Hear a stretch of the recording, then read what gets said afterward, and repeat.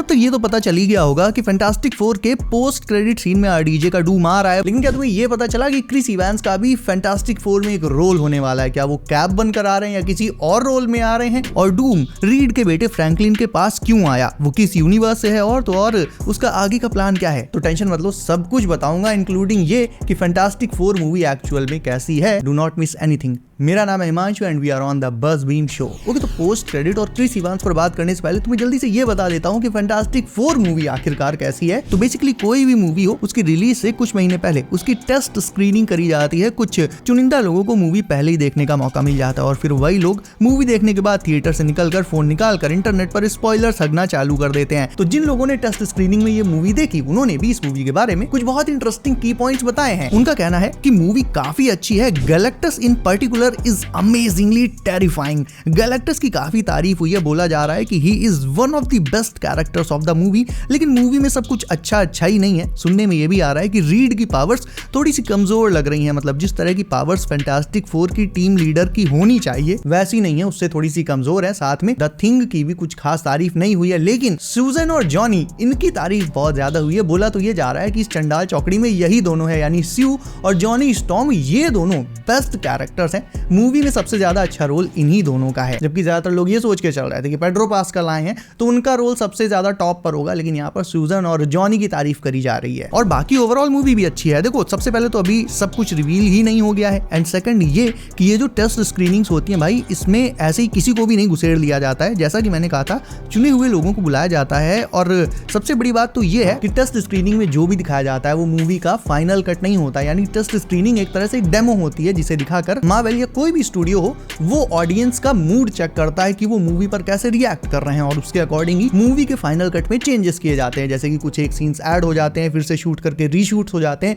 कुछ एक scenes final cut से कट करके हटा दिए जाते हैं। तो अगर टेस्ट स्क्रीनिंग क्या होता है इसे लेकर तुम्हें डाउट था तो यही होता है। आई होप क्लियर हो गया होगा। और ये कोई फाइनल कट नहीं होता है, लेकिन इससे मूवी का काफी मोटा मोटा अंदाजा लग भी जाता है कि मूवी में बेसिक क्या चीजें देखने को मिलेंगी। तो चलो, ये तो मूवी की बात हो गई। अब पहले बात कर लेते हैं डूम पर, आगे बात करेंगे। पहले बात कर लेते हैं क्रिस इवांस पर कि क्या उनका रोल भी इस मूवी में है। तो insider my time to shine hello ने बोला कि उन्हें पता है कि क्रिस इवांस का इस मूवी में कुछ तो रोल है, उन्होंने कुछ पार्ट तो शूट किया है, इस बात का उन्हें भरोसा है। और भले ही ये पार्ट टेस्ट स्क्रीनिंग में ना हो, बट मूवी के फाइनल कट में डेफिनेटली हो सकता है। यानी मे बी एक छोटा सा चांस इस बात का भी है, जस्ट मे बी, कि फैंटास्टिक फोर में हमें क्रिस इवांस का एक एक्चुअल कैमियो देखने को मिल सकता है। और भाई, जैसे ही मैंने क्रिस इवांस वाली ये बात सुनी ना, तुरंत ही मेरे दिमाग ने एक अलग ही लेवल की खिचड़ी पका दी। और जैसे हर एक चीज मैं तुम्हारे साथ शेयर करता हूँ, तो ये भी शेयर करूंगा। तो क्रिस इवांस अगर मूवी में आएंगे तो वो कैप्टन अमेरिका तो हो ही नहीं सकते, बिकॉज ट्रेलर में हमने देखा था जब सिल्वर सर्फर चंडाल चौकड़ी से पूछती है कि क्या तुम ही इस दुनिया के प्रोटेक्टर्स तुम ही हो,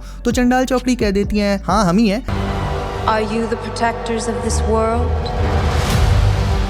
Yes, we are. यानी यहाँ से एक बात तो क्लियर हो जाती है कि इस यूनिवर्स में there are no Avengers. Heroes के नाम पर इस यूनिवर्स में सिर्फ और सिर्फ फैंटास्टिक फोर ही हैं, और नो एवेंजर्स यानी no Captain America of Chris Evans. इसके अलावा वो जॉनी स्टॉर्म के रोल में भी नहीं आ सकते, बिकॉज उसके रोल में वो डेडपूल एंड वुल्वरीन में ऑलरेडी आ चुके हैं और आके जा भी चुके हैं। एंड ऑब्वियसली इस यूनिवर्स का जॉनी तो अलग ही है, सो यप, जॉनी भी नहीं। लेकिन फिर क्रिस इवांस किस रोल में आएंगे? अब सुनो सबसे बड़ा रिवील। देखो, एवेंजर्स डूम्सडे में क्रिस इवांस के रिटर्न की रूमर्स है, राइट? और बोला ये भी जा रहा है कि वो आरडीजे के डूम की टीम में होंगे, यानी कैप्टन का ही कोई इविल वेरिएंट प्ले कर रहे होंगे, लाइक कैप्टन हाइड्रा या फिर नोमैड या फिर ऐसा ही कुछ। सो आई थिंक फैंटास्टिक फोर के इस रेट्रो यूनिवर्स का जो कैप्टन अमेरिका रहा होगा वो स्टार्टिंग से ही इविल रहा होगा। इसी के चलते इस यूनिवर्स के प्रोटेक्टर्स में उसका नाम नहीं गिना जाता। और जाहिर है फैंटास्टिक फोर की टीम को लोग बहुत पसंद करते हैं, उनके पास पैसे से लेकर शोहरत, सुपर पावर्स, सब कुछ है। ऐसे में कोई भी सुपर विलन हो, चाहे कैप्टन हाइड्रा हो, चाहे नोमैड हो, ऐसा कोई भी सुपर विलन हो,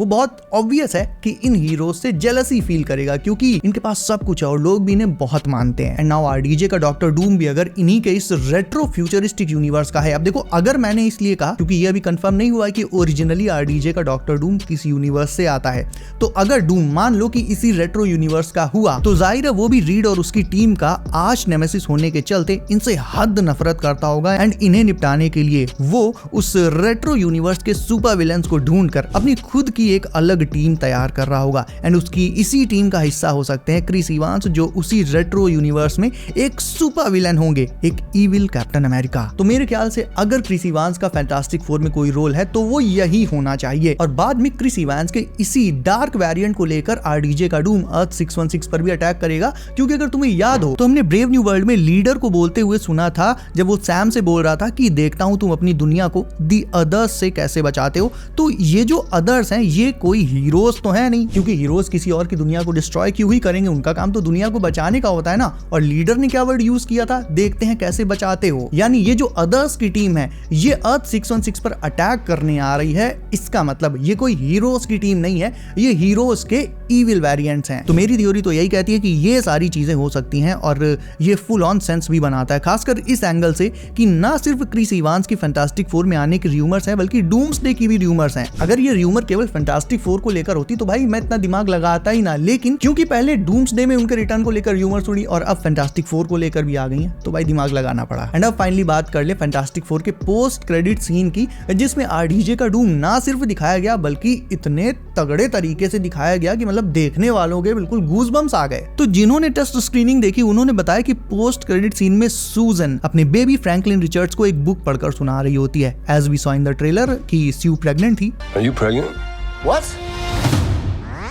You're gonna be the best mom in the world. And you are gonna be the best dad. Just kidding. तो आई थिंक मूवी का एंड आते आते Franklin will be born and post credit scene में Sue उसे एक book पढ़कर सुनाती है और फिर जैसे ही वो उठकर दूसरे रूम में जाती है और वहां से वापस आती है उसके पैरों तले जमीन खिसक जाती है, क्योंकि उसके सामने फ्रैंकलिन के साथ बैठा था आरडीजे का विक्टर वॉन डूम। विक्टर का मास्क उसके हाथ में था और वो फ्रैंकलिन को देख रहा था एंड सूजन डर के मारे शॉक्ड होकर उसे देख रही थी। ऑल्दो जैसा कि लोगों ने बताया कि हमें आरडीजे का फेस नहीं दिखाया गया, बट ये तो तय है कि आरडीजे के डूम का फेस भी डिफॉर्म्ड होगा, यानी उसका चेहरा भी लाइक जला हुआ होगा या स्कार्ड होगा। और ये चीज तब कंफर्म हो गई थी जब कुछ टाइम पहले अभी डिज्नी ने एवेंजर्स डूम्सडे की एक सिजल रील कुछ लोगों को, कुछ खास लोगों को दिखाई थी। तो उसमें ये पता चल गया था कि आरडीजे का जो डूम होगा उसका चेहरा भी बिल्कुल कॉमिक एक्यूरेसी का ध्यान रखते हुए डिफॉर्म्ड होगा, स्कार्ड होगा। और इसके आगे तो अभी और सुनिए, जिन लोगों ने इस डूम को देखा उन्होंने ये भी बताया कि इस डूम का जो सूट था भाई मतलब बहुत ही ज्यादा, या कह लो एकदम परफेक्ट कॉमिक एक्यूरेट था। तो जैसा कि रूसोस ने बोला था एवेंजर्स डूम्सडे की अनाउंसमेंट के टाइम पर कि वो विक्टर वॉन डूम के साथ जस्टिस करेंगे, अब लग रहा है कि हाँ भाई ऐसा होगा। लेकिन अब सवाल यह है कि डूम वहां क्या कर रहा था और आगे का उसका प्लान क्या है, तो इसका जवाब भी बहुत साफ है। आगे मोस्ट प्रोबेबली डूम फ्रैंकलिन को टेम्पो सहित उठा लेगा, यानी उसे किडनैप कर लेगा, और रीजन है फ्रैंकलिन की पावर्स। कॉमिक्स में फ्रैंकलिन की पावर्स इतनी जबरदस्त थी कि वो उनसे रियलिटी को रीशेप और क्रिएट तक कर सकता था, जो कि एग्जैक्टली डूम अब एमसीयू में करना चाहता है। डूम का टारगेट है सारी रियलिटीज को खत्म करके बस एक रियलिटी, एक दुनिया बनाना, विच इज बैटल वर्ल्ड। उसके अलावा ना ही कोई अल्टरनेट रियलिटीज हो, ना ही कोई अल्टरनेट यूनिवर्स हो, और जब ना मल्टीवर्स रहेगा ना ही कोई दूसरे यूनिवर्सेस रहेंगे, तो इनकर्जन का भी कभी कोई खतरा नहीं रहेगा। और रही बात बैटल वर्ल्ड की, तो उसे तो डूम संभाल ही लेगा। बट एमसीयू में अभी क्योंकि मॉलिक्यूल मैन और बियॉन्डर वगैरह का अभी तक कोई सीन नहीं है, ऐसे में हो सकता है कि सीधे बैटल वर्ल्ड बनाने के लिए समहाउ डूम फ्रैंकलिन का ही यूज करे। और जाहिर सी बात है उससे ऐसा ना करना होता तो फिर भैया काहे वो बिन बुलाया मेहमान बनकर सूजन के घर में घुस जाता। और जो लोग ये सोच रहे थे कि फैंटास्टिक फोर का यूनिवर्स तबाह हो जाएगा, तो ये भी अब लग रहा है कि नहीं होगा। सब यही कह रहे हैं कि नहीं होगा ऐसा। बट एक बात सुनो मेरी, ये जो चीज बोली जा रही है इस पोस्ट क्रेडिट सीन के लीक होने के बाद कि ये जो रेट्रो यूनिवर्स है फैंटास्टिक फोर का, ये तबाह नहीं होगा, गैलेक्टस से बच जाएगा, फैंटास्टिक फोर गैलेक्टस को हरा देंगे, एक्सेट्रा एक्सेट्रा। भाई ये चीज मानता हूं कि बहुत ज्यादा हाई चांसेस हैं कि ऐसा ही होगा, लेकिन एक पॉसिबिलिटी ये भी तो है, इस पूरे लीक में कहीं ये नहीं बताया गया कि सूजन और फ्रैंकलिन जो बैठे हुए हैं वो बैक्स्टर बिल्डिंग में बैठे हैं या उसी रेट्रो यूनिवर्स में बैठे हैं। भाई ये भी तो हो सकता है कि मूवी में फैंटास्टिक फोर का रेट्रो यूनिवर्स ऑलरेडी डिस्ट्रॉय हो गया हो और फैंटास्टिक फोर, सूजन, फ्रैंकलिन ये सब के सब ऑलरेडी अर्थ 616 में आ चुके हों, और ये जो पोस्ट क्रेडिट सीन दिखाया जा रहा है ये एक्चुअल में अर्थ 616 का हो। देखो ये भी एक अंदाजा ही है मेरा, क्योंकि जो लीक्स निकल कर आई हैं इनमें ऐसा कोई प्रूफ तो नहीं है कि सूजन और फ्रैंकलिन अपने इसी रेट्रो यूनिवर्स में बैठे हुए हैं। तो ऐसा हो सकता है, कम चांसेस है बट ऐसा हो सकता है कि क्या पता आखिर में हमें कोई ट्विस्ट देखने को मिल जाए, बड़ा ट्विस्ट जिसमें गैलेक्टस उनका रेट्रो यूनिवर्स डिस्ट्रॉय कर दे, वो लोग भाग के सबके सब अर्थ 616 में आ जाए विद फ्रैंकलिन, और जो पोस्ट क्रेडिट सीन हो वो यहीं का हो, अर्थ 616 का, और आरडीजे का डूम भी यहीं पर आए। क्लियर कर दूं, इसके चांसेस कम है, but yes it's a possibility. या ऐसा भी हो सकता है कि हाँ उनका यूनिवर्स बच गया और सूजन और फ्रैंकलिन उसी यूनिवर्स में अपने